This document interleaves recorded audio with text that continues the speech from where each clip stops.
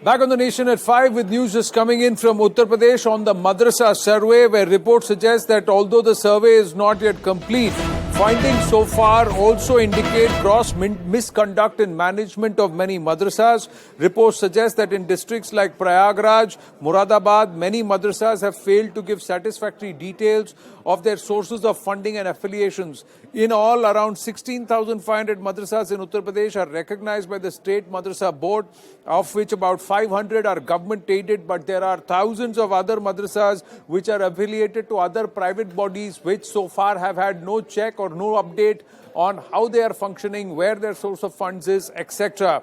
Dr. Iftikhar Ahmed Javed, the chairman of the state board, has said that the survey is still being done in several districts and the delay was due to Dussehra and also inclement weather over the last 2 or 3 weeks.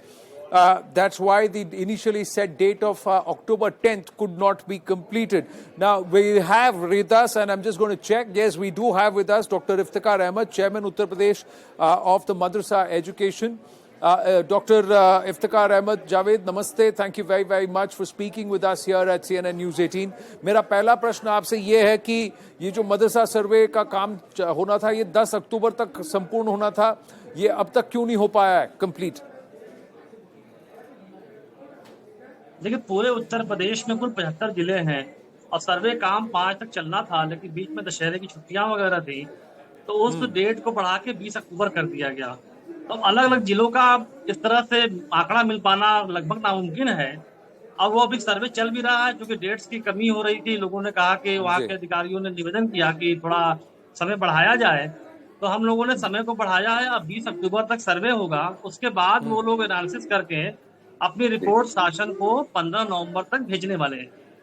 15 नवंबर तक आपके पास report आ जाएगी, लेकिन अभी कुछ जिलों में जहां जहां सर्वे हुआ है वहां कहीं ऐसा बताया जा रहा है और खबरें हैं, अखबारों में भी आया है कि अवैध मदरसे हैं कई सारे जो अवैध रूप से फंक्शन कर रहे हैं।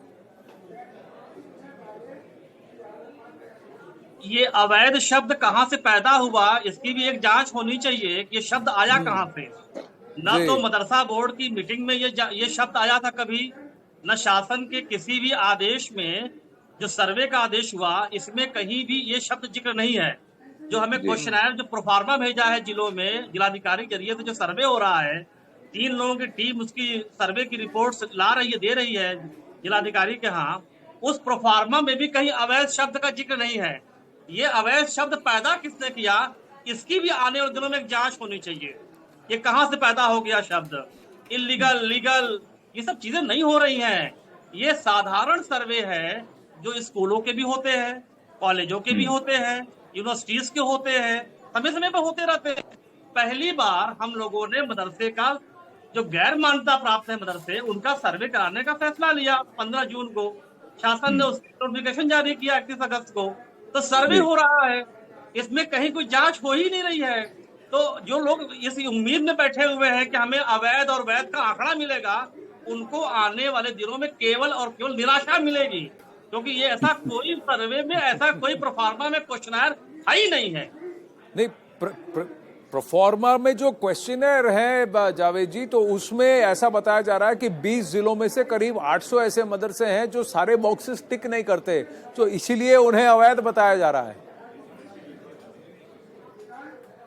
क्यों इस तरह की चीजें हो रही हैं, ये समझ से परे है। ये हास्यास्पद पैदा हो रही है, क्योंकि हम लोग एजुकेशन सेक्टर में काम कर रहे हैं, एक मदरसों की बेहतरी के लिए काम कर रहे हैं। हमारे यहाँ 16,513 मदरसों का आंकड़ा मौजूद है जो हमारे बोर्ड से मान्यता प्राप्त है। उनमें 560 मदरसों को हम अनुदान देते हैं, ये भी आंकड़ा हमारे पास है। समय समय पे मदरसों पे उंगलियां उठती रही हैं। इसलिए हम लोगों ने बीच में जो राष्ट्रीय बाल संरक्षण आयोग है, उनका भी पत्र आया था कि आप मदरसों को जरा एक सर्वे करा के स्थिति स्पष्ट करिए। तो हम लोग ये जानना चाहते हैं कि आखिर ये जो गैर मान्यता प्राप्त है, जो हमारे बोर्ड से एफिलिएटेड नहीं है, उनकी क्या स्थिति है, क्या हालात उनके हैं, उनकी बिल्डिंग कैसी है, उनका इंफ्रास्ट्रक्चर कैसा है, उनके यहाँ बच्चे कितने हैं, शिक्षक कितने हैं, उनके यहाँ बिजली पानी की व्यवस्था क्या है, उनके यहाँ बिल्डिंग की हालात निजी बिल्डिंग है या किराए की है, कैसे हालात हैं, इन पे एक हम डेटा कलेक्शन का काम कर रहे हैं। ये कोई किसी भी ग्रुप में किसी प्रकार का कोई इन्वेस्टिगेशन, कोई जांच नहीं है। किसी को वैध और अवैध की सर्टिफिकेट नहीं मिलने वाले हैं। ये सिंपल सर्वे है, सर्वे के द्वारा हमें एक डाटा प्राप्त होगा जो पहले हमें 25 अक्टूबर तक मिलना था, जिसकी तारीख बढ़ करके अब 15 नवंबर पहुंच गई है। इसके पहले देखिए बेवजह की बातें करना, बेतुकी बातें करना, ये समझ से परे है। हम सबको काम करने में असहजता की स्थिति पैदा हो रही है। जी, तो आप कह रहे हैं कि इसकी वजह से आपको शायद दिक्कतें आई, ग्राउंड पे दिक्कतें आई है कि नहीं ये भी बताइए। लेकिन कुछ ऐसे प्रश्न हैं उस प्रश्नावली में जो फोकस होंगे, सोर्स ऑफ फंडिंग कहाँ से है, आप कैसे अपना चला रहे हैं, आप कैसे, आपको ये जगह मिली, जगह जो आपने जहाँ से आप ये मदरसा चला रहे हैं लीगल है, इलीगल है, किस तरह की स्टाफिंग है, ये सारे प्रश्न है। इसमें कहीं आपको कुछ गड़बड़ मिला है, घोटाला मिला है कुछ मदरसों के फंक्शनिंग में अब तक जो सर्वे हुआ है? माननीय प्रधानमंत्री जी का सपना है कि मुसलमान के बच्चे के एक हाथ में कुरान और एक हाथ में कंप्यूटर होना चाहिए। और माननीय प्रधानमंत्री जी बनने के बाद से 8 साल से लगातार सबका साथ, सबका विकास, सबके विश्वास की बात कर रहे हैं। हम सब उस दिशा में प्रयास कर रहे हैं जिसे उन्होंने सबका प्रयास नाम दिया। पार्टी या सरकार लगातार सर्व समाज के लिए काम कर रही है। हमने पहले ही कहा कि स्कूलों के सर्वे होते रहे हैं, कॉलेजों के होते रहे हैं, यूनिवर्सिटीज के लिए बाकायदा नेक की टीम जाती है और वो जाकर के यूनिवर्सिटीज की ग्रेडिंग करती है, उनके सर्वे करती है।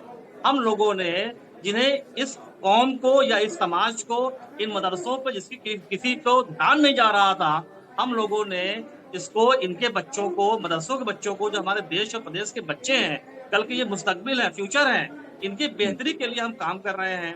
हम अपने यहाँ के सिलेबस को लगातार दुरुस्त कर रहे हैं।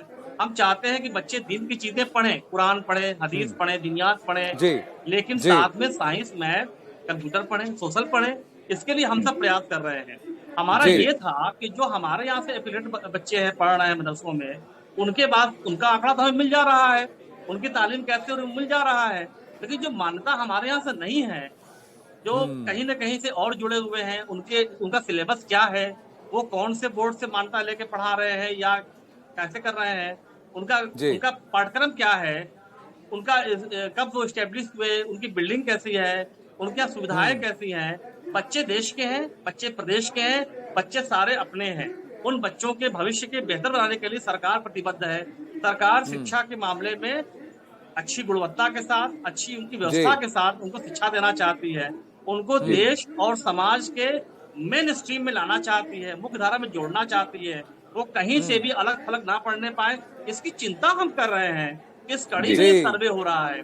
सर्वे से किसी भी मदरसे को हम वैध अवैध का सर्टिफिकेट नहीं इशू करने वाले। Doctor Iftikhar Ahmed, thank you very very much. बहुत बहुत धन्यवाद समय निकालकर हमसे बात करने के लिए। 15 नवंबर को रिपोर्ट तैयार होगी। उस रिपोर्ट में आंकड़े क्या बयां करते हैं उस पर आपसे जरूर बात करेंगे। फिलहाल हमसे बात करने के लिए धन्यवाद। Short break here on the nation at 5। Stay with us.